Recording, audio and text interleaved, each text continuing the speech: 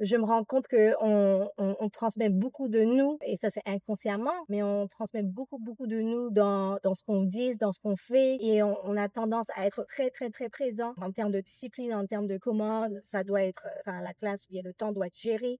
Mais finalement, on ne voit pas qu'on omet cet espace-là à l'enfant et qu'on ne lui permet pas de le découvrir par lui-même. Et malheureusement, l'enfant se calque sur nous et il reproduit ce que nous on fait. Comment la posture de l'adulte, elle est primordiale, mais vraiment, elle doit être entièrement réfléchie. En fait, quand j'ai travaillé en école Montessori, on insistait beaucoup là-dessus et je ne comprenais pas forcément pourquoi. Je sais pas que je ne comprenais pas, mais tu vois, je me suis dit, oh oui, oui, oui, l'adulte doit être comme ci, l'adulte doit être comme ça, l'adulte doit s'effacer un petit peu, montrer, mais pas s'imposer, s'effacer de la scène, de l'environnement, un peu se miroiter, faire partir de l'environnement sans s'y mettre trop pour que l'influence de l'adulte ne soit pas la première chose en avant. Et c'est pas que j'avais pas mis de l'importance, ah oui, attaché de l'importance là-dessus, mais voilà, j'ai pas tout à fait constaté l'importance de ça.